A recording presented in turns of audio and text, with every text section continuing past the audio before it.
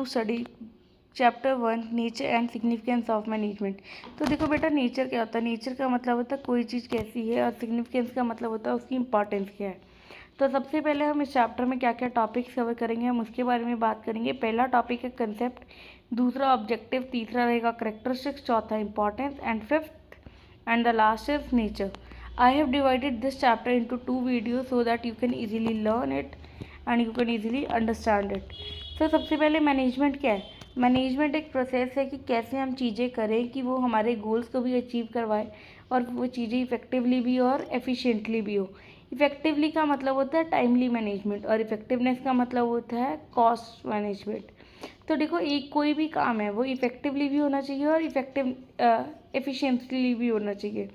Effectively मतलब अगर आपको कोई कंसाइनमेंट मिला है, कोई ऑर्डर मिला है जो कि आपको 30 अगस्त को सबमिट करना है, बट यू आर सेइंग कि मैं तो उस प्रोडक्ट को बहुत अच्छे से बना रहा हूँ और मिनिमम कॉस्ट पे बना रहा हूँ, तो मैं जो है उस काम को जो है 5 सितंबर को दूंगा।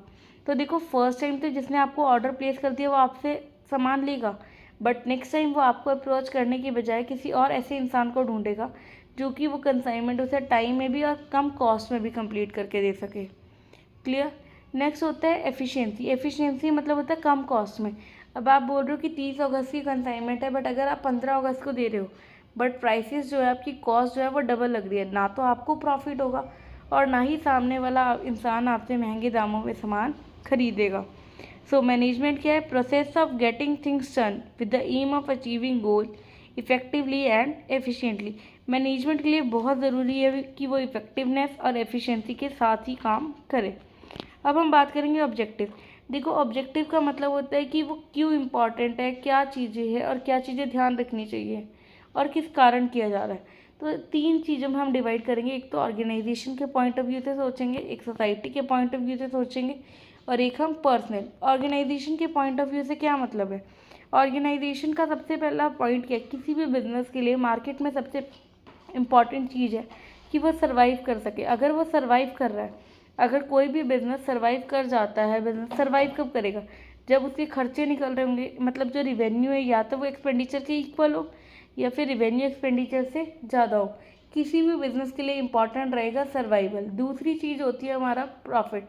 किसी भी बिजनेस को अगर लॉन्ग टर्म चलना है तो उसके लिए बहुत इंपॉर्टेंट है कि that business earns the profits. ठीक है?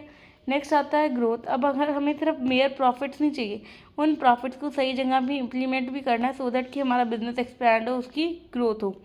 नेक्स्ट आते हैं हमारे पास सोशल ऑब्जेक्टिव। सोशल ऑब्जेक्टिव मतलब देखो, हम सोसाइटी में रह रहे हैं और आजकल तो हमें कंपनी सोशल रिस्पॉन्सिबिलिटीज भी पूरी करनी होती है, तो कहीं ना कहीं सोसाइटी को लेके चलना है। अब एक इंडस्ट्री, उस इंडस्ट्री ने विलेज के पास इंडस्ट्री लगाई, बट वो बोल रहे हैं जो उसके एम्प्लॉयज़ होंगे वो बाहर से आएंगे, सिटी साइड से आएंगे, वो विलेज वालों को काम नहीं देगा। तो विलेजर जो है उस इंडस्ट्री को जो है उसके अगेंस्ट प्रोटेस्ट करेंगे।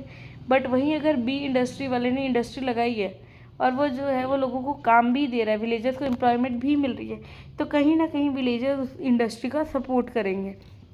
नेक्स्ट आता है पर्सनल ऑब्जेक्टिव। किसी भी बिजनेस के लिए उसके पर्सनल ऑब्जेक्टिव्स बहुत इंपॉर्टेंट है कि उसकी सैलरी क्या रहेगी, उसकी सोशल रिकग्नाइजेशन क्या रहेगी। अब हम बात कर रहे हैं कैरेक्टरिस्टिक्स ऑफ मैनेजमेंट। कैरेक्टरिस्टिक्स क्या है? मैनेजमेंट एक गोल ओरिएंटेड प्रोसेस है। देखो, कोई भी चीज़ मैनेज कब करेंगे? जब उसके पीछे कोई मकसद होगा। अगर कोई मकसद ही नहीं है तो हम किस चीज़ को मैनेज कर रहे हैं और क्यों कर रहे हैं? कोई मतलब ही नहीं है उसका। मैनेजमेंट परवेसिव है। मैनेजमेंट हर जगह मिलेगी, आप चाहे स्कूल लेवल पे देख लो, कहीं पे भी देख लो। मैनेजमेंट कॉन्टीन्यूस प्रोसेस है, कि कॉन्टीन्यूटी में होता है। ये नहीं कि आपने मैनेजमेंट आज कर दी और कल आप बोलोगे सबको स्मूथली चले, नहीं। You have to manage every day and you have to, like, you manage your school life every day, you manage your tuition life every day. Similarly, you have to manage the firm also every day.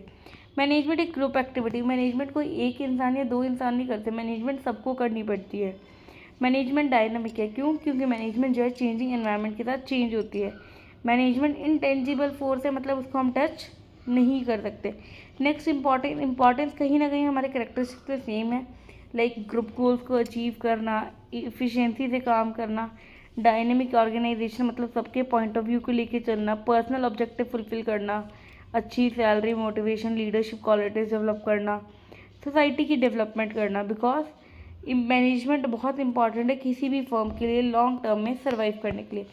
Now we are talking about an important topic that is nature. अब कोई nature क्या है, nature समझने से पहले हम 3 word का मतलब समझेंगे। साइंस हम समझते हैं किसी भी नॉलेज रिलेटेड कॉन्सेप्ट्स को, जहाँ पे फैक्ट्स हो, फिगर्स हो, रूल्स हो, प्रिंसिपल्स हो, रेगुलेशन, तो उसे हम साइंस बोलते हैं। आर्ट बोलते हैं जहाँ पे भी हमारा स्किल यूज़ हो रहा होता है, और प्रोफेशन हम बोलते हैं जहाँ पे भी हमारी कोई प्रोफेशनल नॉलेज यूज़ कर रही होती है। तो मैनेजमेंट साइंस कैसे, मैनेजमेंट देखो कोई प्योर साइंस नहीं है कि इसके अंदर pure rigid rules and regulation है, बट ये साइंस इसलिए क्योंकि यहाँ पे सिस्टमेटिक बॉडी ऑफ नॉलेज है, जो कि हम पीरियड ऑफ टाइम से हम फैक्ट्स और फिगर्स के बेसिस पे ही करते हैं। आर्ट कैसे, मैनेजमेंट में आपकी थ्योरेटिकल नॉलेज को हम क्रिएटिविटी से प्रैक्टिकल एप्लीकेशन दे रहे हैं, तो इसीलिए मैनेजमेंट को आर्ट कहा जाता है। और वो प्रोफेशन इसलिए क्योंकि मैनेजमेंट एक MBA प्रोफेशन के अंडर आती है, ठीक है। और MBA जो भी कर रहा है वो एक रिस्ट्रिक्टेड प्रोफेशन है, हर कोई MBA नहीं कर सकता, कुछ रिस्ट्रिक्शन है कि कौन कर सकता है और कौन नहीं कर सकता, एक इसका अपना एथिकल कोड ऑफ कंडक्ट है, अपने रूल्स एंड रेगुलेशंस है। तो मतलब मैनेजमेंट प्रोफेशन भी है, साइंस भी है और आर्ट भी है। आई थिंक आपको ये समझ में आया होगा, और rest of the chapter we will be covering in the next video. Thank you.